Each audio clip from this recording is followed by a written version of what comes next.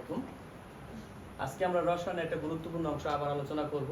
যারা আমরা 2025 সালে এসএসসি পরীক্ষার্থী, তাদের যে কারিকুলাম আছে অষ্টম অধ্যায় রসায়ন শক্তি, এই চ্যাপ্টারের ডেল এইচ কি এবং ডেল এইচ এর মান নির্ণয় অঙ্ক নিয়ে করব। একটা মেসেজ দিয়ে রাখি, 2015 সালে ঢাকা বোর্ডে এই অষ্টম অধ্যায় থেকে 3টা সৃজনশীল পরীক্ষা আসছিল, একই অধ্যায় থেকে 3টা সৃজনশীল আসছিল। সেই ক্ষেত্রে ডেল এইচ এর মান নির্ণয় রিলেটেড একটা সৃজনশীল ছিল, তাই এই অধ্যায়টা অত্যন্ত গুরুত্বপূর্ণ আমাদের পরীক্ষার নাম্বার পাওয়ার জন্য। দেখেন, আমরা যে বিষয়টা জানি, রাসায়নিক বিক্রিয়া যে ঘটে পৃথিবীতে, যে পুরাতন কোনো বস্তু থেকে নতুন কিছু বস্তু তৈরি হচ্ছে, যদি তাপের পরিবর্তন বিবেচনা করা হয়, তাহলে অবশ্যই বিক্রিয়ায় হয় তাপ উৎপন্ন হয়, অন্যথায় তাপ শোষিত হয়। তাপ উৎপন্ন হয়, অন্যথায় তাপ কি হয়? শোষিত। আমরা ইতিমধ্যে জানতে পারছি, তাপ উৎপন্ন হলে সেই বিক্রিয়াটাকে বলা হয় তাপ উৎপাদী বিক্রিয়া, আর তাপ যদি শোষিত হয় সেটাকে বলা হয় তাপ হারী বিক্রিয়া। প্রশ্ন থাকতে পারে, কেন তাপ উৎপন্ন হয় অথবা কেন তাপ শোষিত হয়? উত্তরটা হলো, যারা বিক্রিয়া অংশগ্রহণ করে তাদের বন্ধন ভাঙে, আর বিক্রিয়া করার পর নতুন যে বস্তু তৈরি হয় সেক্ষেত্রে বন্ধন সৃষ্টি হয়। অর্থাৎ বন্ধন ভাঙা আর গড়া, এই পার্থক্যের কারণে তাপ শক্তির পরিবর্তন হয়। আমাদের প্রশ্ন ছিল, কেন তাপ শক্তির পরিবর্তন হয়? এটার উত্তর হলো, পুরাতন বন্ধন ভাঙা আর নতুন বন্ধন কি সৃষ্টি হওয়া, এর জন্যই কি হয়? তাপ শক্তির পরিবর্তন হয়। ন্যাচারালি একটা এক্সাম্পল দেই।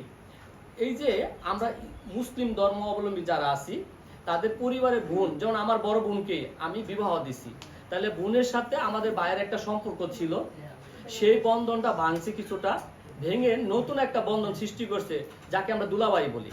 তাহলে এই বোন আর ওই আমার দুলাভাই, তাদের মাঝখানে একটা বন্ধন সৃষ্টি হয়েছে।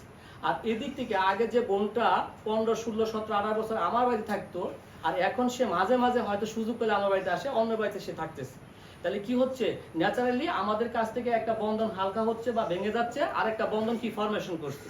এখন যদি আমার বোন বলে, আলহামদুলিল্লাহ, যে ছেলের কাছে তোরা আমাকে বিবাহ দিয়েছিস সে ভালো মানুষ এবং সে সুখী আছে, তাহলে আমরা এটাকে বলবো তাপ উৎপাদী বিক্রিয়া। আর যদি বলে না, এটা মিসআন্ডারস্ট্যান্ডিং হয়েছে, এই লোকটা ভালো না, তার বিহেভ ভালো না, আমাকে নিয়ে যা, তাহলে সেই ক্ষেত্রে আমাদের কষ্ট প্রকাশ করতে হবে, এটা কি তাপ হারী বিক্রিয়া। জাস্ট ন্যাচারালি কথাটি বললাম। তাহলে এই যে বন্ধন ভাঙে আর বন্ধন যে ঘরে, এর মাঝখানে তাপ শক্তি যে পরিবর্তন হয়, সেই তাপ ইংরেজি আমরা কি বলছি? হিট। হিট মানে তাপ। এই পরিবর্তনটাকে প্রকাশ করা হয়েছে ডেল এইচ দ্বারা। কি বলছি? Del H. এখানে ডেফিনিশন দেওয়া আছে, রাসায়নিক বিক্রিয়ায় তাপ শক্তির পরিবর্তন নির্দেশক চিহ্নকে ডেল এইচ বলে। কি বলছি? রাসায়নিক বিক্রিয়ায় তাপ শক্তির পরিবর্তন নির্দেশক চিহ্নকে ডেল এইচ বলে।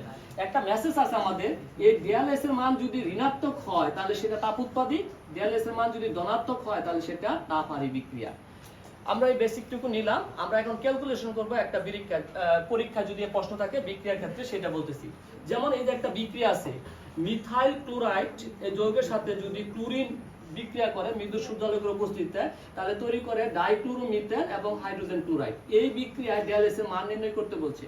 রাসায়নিক বিক্রিয়াটা আবারও বলতেছি, মনোক্লোরোমিথেন অথবা মিথাইল ক্লোরাইড ক্লোরিনের সাথে বিক্রিয়া করে মৃদু সূর্যালোকের উপস্থিতিতে ডাইক্লোরোমিথেন এবং কি করে হাইড্রোজেন ক্লোরাইড উৎপন্ন করে। এই বিক্রিয়া ডেল এইচ এর মান নির্ণয় করব আমরা। এই কাজ করতে গেলে সর্বপ্রথম বিক্রিয়াটা লিখব। সবাই একটা বিষয় সাবধান থাকবেন, যে কোনো বিক্রিয়া যদি হিসাব করতে হয় অবশ্যই বিক্রিয়াটি সঠিকভাবে সমতাকরণ করে নেবেন। অর্থাৎ বিক্রিয়া যতগুলা পরমাণু আছে, বিক্রিয়ক সমূহের উৎপাদের ঠিক ততগুলা পরমাণু আমাদের থাকতে হবে। আজকে আমাদের এখানে কার্বন একটা, এখানেও কার্বন একটা, হাইড্রোজেন এই যে 3, এখানে দেন 2 আর 1 এর 3, এখানে ক্লোরিন 1 আর 2 এর 3, এখানে ক্লোরিন 2 আর 1 এর 3। অর্থাৎ এখানে আমাদের বিক্রিয়াটি সমতাকরণ করা আছে। ওকে ওকে স্যার, এইটাকে বোঝার স্বার্থে কেউ যদি এই লাইনটা লিখে নেন তাহলে আরো ভালো হয়। আমি এই বস্তুটির সংকেত, আণবিক সংকেতকে গাঠনিক সংকেত লিখছি। আমরা জানি কার্বনের 4টি হাত থাকে, কার্বনের যোজনী 4, 1 হাত, 2 হাত, 3 হাত, 4 হাত। এখানে হাইড্রোজেন 3 বার, 3টা ফিল আপ করছি, কারণ হাইড্রোজেনের যোজনী 1, ক্লোরিনের যোজনী 1। অনুরূপভাবে ক্লোরিন একটা সমযোজী অণু, মৌল, সে নিজের মধ্যে ক্লোরিন ক্লোরিন একটা বন্ধন আবদ্ধ হয়েছে। এখন দেখেন বিষয়টা হচ্ছে কি, এরা দুইজন জায়গা পরিবর্তন করলো, মনে করলাম আমরা এই দুইজন জায়গা পরিবর্তন করলো, অর্থাৎ প্রতিস্থাপন বলতে পারি। এই ক্লোরিন আমার এই জায়গায় আসলো আর এই হাইড্রোজেন এই জায়গায় গেল, তাহলে আমি এখানে ক্লোরিন লিখছি, হাইড্রোজেন এই জায়গায় গেছে। অর্থাৎ এই যৌগটির গাঠনিক সংকেত লিখলে এটাই দাঁড়ায়, কার্বন একবার, হাইড্রোজেন দুইবার, একবার একবার দুইবার, ক্লোরিন দুইবার, একবার একবার দুইবার, আর এখানে লিখছি HCl। এটা দেখানোর মানে হলো তুমি ধরতে পারবা কি কি বন্ধন তোমার ভাঙছে আর কি কি বন্ধন তোমার সৃষ্টি হয়েছে, কি বন্ধন ভেঙে গেছে আর কি বন্ধন সৃষ্টি হয়েছে।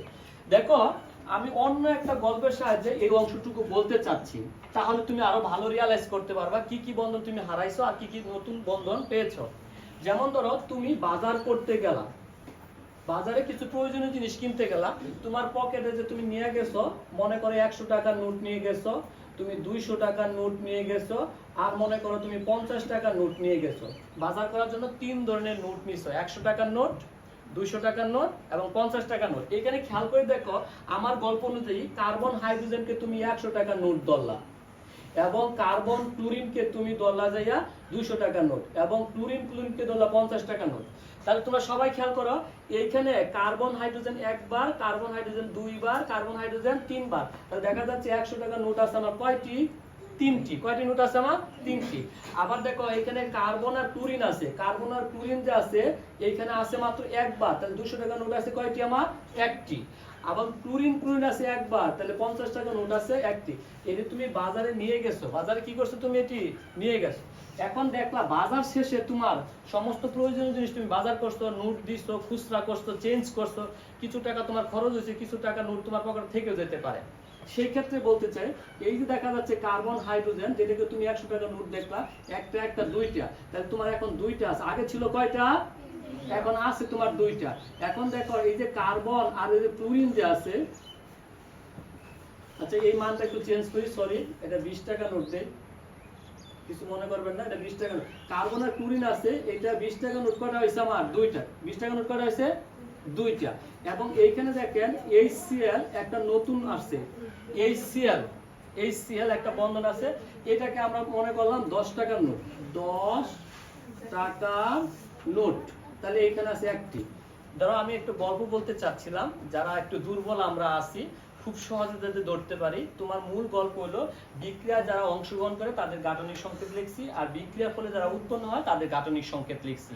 এখন এটা বোঝার জন্য এখানে কার্বন হাইড্রোজেন তিনবার ছিল, এটা রসায়ন ভাষা এইটুকু হলে চলবে। আর এইটুকু বলছি, তুমি বাজারে 3টা 100 টাকা নোট নিয়ে গেছিলা মনে করো, অথবা কার্বন ক্লোরিন একটা 20 টাকা নোট নিয়ে গেছিলা তুমি মনে করো, অথবা ক্লোরিন একটা 50 টাকা তুমি নিয়ে গেছো। কিন্তু বাজার করার পর এসে দেখো তোমার এই কার্বন হাইড্রোজেন, অর্থাৎ কার্বন হাইড্রোজেন বন্ড যে ছিল 100 টাকার নোট 3টা, এর মধ্যে আছে তোমার দুইটা, তাহলে খরচ হয়েছে কয়টা? একটা। খরচ হয়েছে কয়টা? একটি। আর এখানে কার্বন ক্লোরিন যে আছিল 20 টাকার নোট একটা, এটা আরো কার্বন দুইটা হয়েছে, তারপর খরচ না একটা বাড়ছে, একটা কি করছে? বৃদ্ধি পাইছে। আর এখানে ক্লোরিন যে 50 টাকার নোটটা ছিল এটা তোমার নাই, ক্লোরিন 50 টাকার নোটটা তোমার নাই, খরচ হয়ে গেছে। তাহলে নতুন করে একটা নোট পাইছো কি? 10 টাকা নোট। তাহলে দেখা যাচ্ছে কিছু নোট আমরা হারিয়ে ফেলছি, কিছু নোট কি আমি নতুন করে পেয়েছি। যেগুলা হারিয়ে গেল সেগুলো আমার ভাঙছি, সেগুলো মনে করলাম কি? বন্ধন ভাঙতে প্রয়োজনীয় শক্তি। কি বলছি? বন্ধন ভাঙতে প্রয়োজনীয় শক্তি। এখন অনেক স্টুডেন্ট বলে, শুনে দুইটা ওয়াই সঠিক স্যার, এইখানে যতগুলো আছে, একটা, দুইটা, তিনটা, যা আছে সব যোগ করবে। You are right, absolutely right.